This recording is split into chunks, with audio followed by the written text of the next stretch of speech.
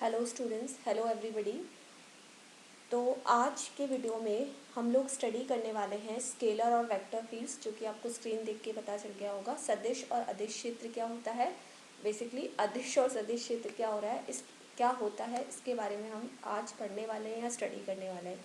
तो अदिश और सदिश क्षेत्र पे जाने से पहले आपको ये पता होना चाहिए कि जब आप अदिश और सदिश राशि की बात कर रहे हैं, क्वांटिटी की बात कर रहे हैं, तो दोनों में डिफरेंस क्या है, तभी आप अदिश और सदिश क्षेत्र के बीच में डिफरेंस बता पाएंगे या उसको ज़्यादा अच्छे से आप समझ पाएंगे।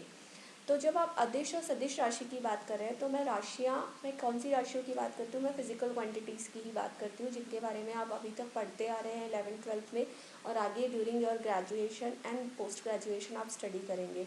तो जो सबसे पहले जो चीज़ें आपने पढ़ी होंगी वो पढ़ा होगा आपने कि distance, displacement, velocity, acceleration, momentum, linear momentum, angular momentum, torque, force, ये सारी चीज़ें आप पढ़ चुके हैं। इनके बारे में कुछ ना कुछ आपने सुना होगा, कुछ ना कुछ आपने स्टडी करा होगा। तो इन चीज़ों को हमने जब डिफ्रेंशिएट करा, इन चीज़ों के बारे में जब हमने पढ़ा, तो हमने कुछ कैरेक्टराइजेशन करा, स्पेसिफिकेशन करा इन चीज़ों का कि इनमें से कुछ राशियाँ आपकी अदिश राशियाँ कहलाती हैं और कुछ राशियाँ आपकी सदिश राशियाँ कहलाती हैं। कुछ क्वांटिटीज़ आपकी स्केलर क्वांटिटीज़ कहलाती हैं और कुछ क्वांटिटीज़ आपकी वेक्टर क्वांटिटीज़ कहलाती हैं। तो इनको स्केलर और वेक्टर किस बेसिस पे कहा गया? तो स्केलर की जब आप बात करते हैं, स्केलर क्वांटिटी की जब आप बात करते हैं, तो स्केलर या वेक्टर हम जिसकी भी बात करते हैं, इन दोनों को जो डिफ्रेंशिएट करती है दो इम्पॉर्टेंट चीज़ें, वो दो चीज़ें हैं आपकी। एक हम बात करते हैं मैग्नीट्यूड की, परिमाण की, और एक हम बात करते हैं डायरेक्शन की, दिशा की। ठीक है, ये दोनों चीज़ें इसी से रिलेट करती हैं, मैग्नीट्यूड, परिमाण और डायरेक्शन यानी दिशा। ठीक है, तो जो क्वांटिटी सिर्फ मैग्नीट्यूड को बताती है या जो सिर्फ मैग्नीट्यूड पे ही डिपेंडेंट होती है, जिसका डायरेक्शन से कोई देना नहीं होता, या डायरेक्शन में अगर आप कोई चेंज कर रहे हैं तो उस क्वांटिटी में आपका कोई चेंज नहीं होगा, ऐसी क्वांटिटीज़ को हम क्या कहते हैं, स्केलर क्वांटिटीज़ कहते हैं, उन्हें अदिश राशियाँ कहते हैं। बट ऐसी क्वांटिटीज़ जो कि मैग्नीट्यूड, परिमाण के साथ साथ डायरेक्शन पे भी डिपेंड करती है, यानी कि आप मैग्नीट्यूड को ना चेंज करके अगर आप डायरेक्शन में भी चेंज कर रहे हैं, तो उस क्वांटिटी में कुछ ना कुछ छोटा मोटा चेंज हो सकता है या वो चेंज होगी। ऐसी क्वांटिटीज़ को आप क्या कहते हैं, वेक्टर क्वांटिटीज़ कहते हैं। तो स्केलर क्वांटिटीज़ वो हैं जो कि मैग्नीट्यूड से रिलेट करती हैं, और वेक्टर क्वांटिटीज़ वो हैं जो कि मैग्नीट्यूड और डायरेक्शन दोनों से रिलेट करती हैं। तो that is the basic difference between scalar and vector quantities. सबसे बेसिक एग्जाम्पल इसका होता है आपका डिस्टेंस और डिस्प्लेसमेंट। ठीक है, दोनों बहुत क्लोज वर्ड्स हैं, बट इनमें से एक स्केलर क्वांटिटी होती है और एक आपकी वेक्टर क्वांटिटी होती है। यहाँ पे हम डिस्टेंस को स्केलर क्वांटिटी कहते हैं और डिस्प्लेसमेंट को हम वेक्टर क्वांटिटी कहते हैं, क्योंकि डिस्टेंस में सिर्फ आप मैग्नीट्यूड मैटर करता है और डिस्प्लेसमेंट में आपका मैग्नीट्यूड और डायरेक्शन दोनों आता है। जैसे हमने कोई दो पॉइंट्स लिए ए और बी, ठीक है, कोई ऑब्जेक्ट आपका ए पॉइंट से स्टार्ट करके बी पे आया और बी से स्टार्ट करके वापस ए पे चला गया। ठीक है, तो और ए और बी के बीच की जो दूरी है वो आपकी 3 मीटर है। ठीक है, तो अगर मैं यहाँ पे बात करती हूँ कि यहाँ पे डिस्टेंस कितना हुआ, तो आप सिंपली क्या करेंगे, ए से बी और बी से ए गया है वो, यानी कि ये जो दो पॉइंट्स है इसने दो बार कवर किए, यानी कि यहाँ पे जो डिस्टेंस आप की वैल्यू बताएंगे वो आपकी हो जाएगी 6 मीटर्स। पर अगर मैं डिस्प्लेसमेंट की बात कर रही हूँ, तो यहाँ पे डिस्प्लेसमेंट है यानी कि डायरेक्शन की बात कर रही हूँ, वो ए से बी गया और बी से ए चला गया, तो एक डिस्टेंस तो पॉजिटिव हो गया, एक मैग्नीट्यूड जो आया वो आपका पॉजिटिव आएगा और एक मैग्नीट्यूड आपका नेगेटिव आएगा, यानी एक +3 मीटर आएगा और एक -3 मीटर आएगा। तो जो ओवरऑल डिस्प्लेसमेंट हो जाएगा वो आपका 0 हो जाएगा। तो इतना डिफरेंस पड़ जाता है डायरेक्शन का। तो इसलिए आपका जो डिस्टेंस है वो आपका एक स्केलर क्वांटिटी होता है और डिस्प्लेसमेंट आपका एक वेक्टर क्वांटिटी होता है। तो आपका अदिश और सदिश राशियों से ही आपका बन के आता है अदिश और सदिश क्षेत्र। तो इनके बारे में आज हम स्टडी करने वाले हैं कि आपका अदिश और सदिश क्षेत्र होता क्या है। तो सबसे पहले इसका कंसेप्ट हम देखते हैं दोनों का। आज की वीडियो में हम यही स्टडी करेंगे कि स्केलर और वेक्टर फील्ड्स होती क्या है। The description of a physical quantity depends on the point of. अब सबसे पहले तो हम ये देखेंगे कि आप क्षेत्र किसको कहते हो, आप फील्ड किसको कहते हो।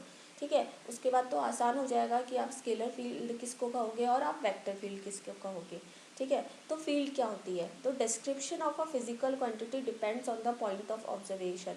आपने जब भी फिजिक्स की चीज़ों में बात करी होगी तो आप हमेशा सभी जिस भी क्वांटिटी की आप बात करते हो तो आप एक डायमेंशन की बात करते हो, ठीक है। चाहे आप वो 1 डायमेंशन की बात कर रहे हो, चाहे आप 2 डायमेंशन की बात कर रहे हो, चाहे आप 3 डायमेंशन की बात कर रहे हो। जब भी आप किसी फिजिकल क्वांटिटी से डील करते हो तो हमेशा आप डायमेंशंस की बात करते हो, ठीक है। जब आप डायमेंशंस की बात कर रहे हो तो यानी कि आप उस चीज़ की पोजीशन बताते हो, यानी आप उसके पोजीशन कोऑर्डिनेट्स बता रहे हो। मैं यहाँ पे किसी भी फिजिकल क्वांटिटी की बात कर रही हूँ, ठीक है। तो जिससे भी आप डील कर रहे हो तो आपको पोजीशन कोऑर्डिनेट्स की या पॉइंट ऑफ ऑब्जर्वेशन की ज़रूरत पड़ेगी, ठीक है, किसी भी फिजिकल क्वांटिटी को पूरी तरीके से एक्सप्लेन करने के लिए।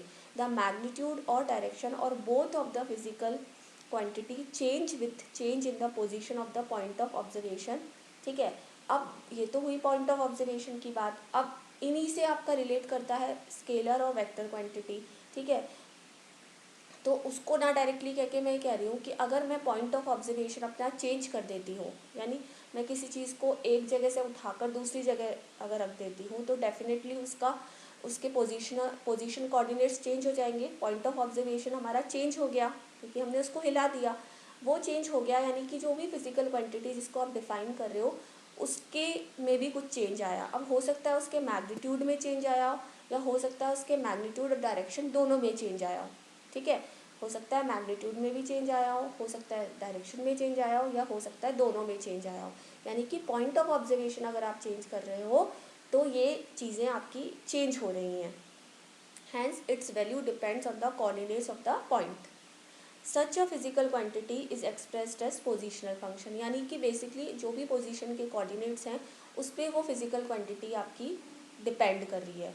If the Cartesian coordinates of a point P are X Y Z, अब वो जो पॉइंट ऑफ ऑब्जर्वेशन है वो पोजिशनल कोऑर्डिनेट्स जो है, अगर मैं 3 डायमेंशनल मैं 1 डायमेंशन की बात कर रही हूँ तो 1 डायमेंशन कुछ भी हो सकता है। आपका मोशन जो है वो एक्स एक्सिस में भी हो सकता है, वाई एक्सिस में भी हो सकता है और जेड एक्सिस में भी हो सकता है, ठीक है। तो उसके पोजीशन कोऑर्डिनेट्स आप या तो एक्स से दोगे या वाई से दोगे या जेड से दोगे। अगर 2 डायमेंशन की बात कर रहे हो तो आप एक्स वाई ले सकते हो, वाई जेड ले सकते हो, जेड एक्स ले सकते हो, ऐसे कॉम्बिनेशन आप बना सकते हो। तो पोजीशन कोऑर्डिनेट्स उसी तरीके से हो जाएंगे, 2 आएंगे, ठीक है। पहले 1 आ रहा था, अब 2 आ रहा था जब आप 2 डायमेंशन की बात कर रहे हो। इसी तरीके से जब आप 3 डायमेंशन की बात करोगे तो 3 आएंगे। 1 2 3 डिपेंड आप कितने डायमेंशंस की या किस डायमेंशन में आप चीज़ों को स्टडी कर रहे हैं। तो यहाँ पे जो जनरल हम लेते हैं वो 3 डायमेंशन की बात करते हैं। तो जो पोजीशन कोऑर्डिनेट्स हुए वो क्या हुए, एक्स वाई जेड, मतलब तीनों एक्सिस के करस्पॉन्डिंग उसकी कोई ना कोई उस पर्टिकुलर पॉइंट पे उसकी कोई ना कोई वैल्यू आएगी, ठीक है। And the physical quantity at this point is a. और मैं जब भी आप ए से एक सिंबल लिया है, आप कुछ भी ले सकते हो, ए ले सकते हो, बी ले सकते हो, सी ले सकते हो, तो मैं उसको फिजिकल क्वांटिटी को मैं ए से रिप्रेजेंट कर रही हूँ। अब इस ए की जगह कोई भी फिजिकल क्वांटिटी हो सकती है, either it can be velocity, it can be acceleration, it can be momentum, can be kinetic energy, potential energy, कुछ भी फिजिकल क्वांटिटी आपकी हो सकती है। मैं उसको रिप्रेजेंटेशन के लिए मैं उसके लिए जो सिंबल यूज़ कर रही हूँ वो मैं यूज़ कर रही हूँ ए, ठीक है। तो उस ए को अगर मैं फंक्शन बताती हूँ तो वो किसका फंक्शन हो जाएगा, एक्स वाई जेड, क्योंकि वो पॉइंट ऑफ ऑब्जर्वेशन पे डिपेंड कर रहा है। तो ए का रिप्रेजेंटेशन क्या हो जाएगा, ए एक्स वाई जेड, ठीक है। तो दैट फील्ड्स और space in which the physical quantity depends on the coordinates of the point of observation is called the field of that physical quantity. अब ये जो फिजिकल क्वांटिटी है जो कि पॉइंट ऑफ ऑब्जर्वेशन पे डिपेंड कर रही है, ठीक है, तो वो जो फील्ड होगी या वो स्पेस होगा जिसमें आप इन सब चीज़ों को स्टडी कर रहे हैं, इस चीज़ को स्टडी कर रहे हो, इस फिजिकल क्वांटिटी को स्टडी कर रहे हो, वो स्पेस जो है वो स्पेस या वो फील्ड आपकी क्या कहलाएगी, field of that physical quantity. यानी जो भी फिजिकल क्वांटिटी आप ले रहे हो, वेलोसिटी ले रहे हो, एक्सीलरेशन ले रहे हो, उस पर्टिकुलर फिजिकल क्वांटिटी की वो क्या हो जाएगी, फील्ड हो जाएगी, ठीक है। अब फिजिकल क्वांटिटी जो है आपकी वो कोई भी हो सकती है, वो स्केलर क्वांटिटी भी हो सकती है और वो आपकी वेक्टर क्वांटिटी भी हो सकती है। अगर वो आपकी स्केलर क्वांटिटी से आप डील कर रहे हो, ठीक है, पॉइंट ऑफ ऑब्जर्वेशन चेंज करने से अगर आपका मैग्नीट्यूड ही चेंज हो रहा है सिर्फ, ठीक है, यानी कि आप स्केलर क्वांटिटी से डील कर रहे हो, तो वो जो फील्ड है वो स्पेस वो फील्ड क्या कहलाएगी, आपकी स्केलर फील्ड कहलाएगी। इसी तरीके से आप अगर फिजिकल क्वांटिटी जो ले रहे हो वो आप एक वेक्टर क्वांटिटी ले रहे हो, ठीक है, यानी मैग्नीट्यूड और डायरेक्शन दोनों वेरी कर रही है फिजिकल क्वांटिटी जो आप ले रहे हो उसकी, तो वो जो फील्ड और स्पेस है जिसमें आप उसको स्टडी कर रहे हो वो फील्ड आपकी क्या हो जाएगी, वेक्टर फील्ड। ठीक है, आपकी फील्ड, जैसे मैं आपको एक सिंपल लैंग्वेज में समझाऊं कि आपका सब, आप जो भी ये वीडियो देख रहा है उसका एक खुद का एक पर्सनल स्पेस होता है अपने घर में, कोई रूम होता है, कोई जगह होती है, ठीक है, तो वो आपकी फील्ड ऑफ एरिया हो गया, वो आपका पॉइंट ऑफ ऑब्जर्वेशन हो गया, ठीक है। वो फील्ड मतलब वो एरिया आपके लिए ब्लॉक्ड है, ठीक है, आप उस एरिया में कुछ भी कर सकते हो, ठीक है, तो वो it is just an example, वो आपकी फील्ड हो गई। जैसे क्रिकेट फील्ड की हम बात करते हैं, ठीक है, तो ऐसे ही हम स्केलर फील्ड लेते हैं, ऐसे ही हम वेक्टर फील्ड लेते हैं। अब it all depends on the quantity की फिजिकल क्वांटिटी आपकी किस तरीके से वेरी कर रही है पॉइंट ऑफ ऑब्जर्वेशन के साथ। तो सबसे पहले हम बात करते हैं स्केलर फील्ड की। द फील्ड और space in which a scalar quantity depends on the coordinates of the point of observation. अब सारा चक्कर जो यहाँ पे चला रहा है वो कौन चला रहा है, पॉइंट ऑफ ऑब्जर्वेशन। तो अगर वो फील्ड या स्पेस जिसमें कि स्केलर क्वांटिटी डिपेंड कर रही है, मैंने आपको यही चीज़ अभी बोली थी कि scalar quantity depends on the coordinates of the point of observation is called a scalar field. If a scalar quantity at a point having coordinates X Y Z is phi, अब वो स्केलर क्वांटिटी को मैं represent कर रही हूँ phi से, और वो किस फील्ड में हो रहा है, वो 3 डायमेंशनल कोई स्पेस या फील्ड है, ठीक है, तो उसके पोजीशन कोऑर्डिनेट्स क्या हो जाएंगे, एक्स वाई जेड हो जाएंगे। तो मैं उस स्केलर क्वांटिटी को जो रिप्रेजेंट कर सकती हूँ वो किससे कर सकती हूँ, फाई एक्स वाई जेड। अब आपकी स्केलर क्वांटिटी के बहुत सारे एग्जाम्पल्स होते हैं, स्केलर अदिश राशियों के electric potential, gravitational potential, temperature, density, these all are examples of scalar quantities, ठीक है। तो इन सब की एक फील्ड होगी, तो इन सबको हम स्केलर फील्ड के फॉर्म में एक्सप्रेस कर सकते हैं। Scalar quantities are graphically represented by drawing such surfaces at which the value of the quantity remains a constant. Since one point in space corresponds to only one value of the quantity, scalar fields are single value functions, hence these surfaces are known as equi-scalar surfaces and they do not intersect. अब हम scalar fields को कैसे represent कर सकते हैं, सबसे पहले तो मुझे क्या करना पड़ेगा, डायमेंशन बनाना पड़ेगा। तो यहाँ पे मैंने 2 डायमेंशनल स्पेस ले लिया है एक्स और वाई, ठीक है। अब इसमें मुझे कोई स्केलर फील्ड रिप्रेजेंट करनी है, ठीक है, तो मैंने एक सरफेस ड्रॉ करा, एक सरफेस मैंने ड्रॉ करा और एक दूसरा सरफेस मैंने ड्रॉ करा।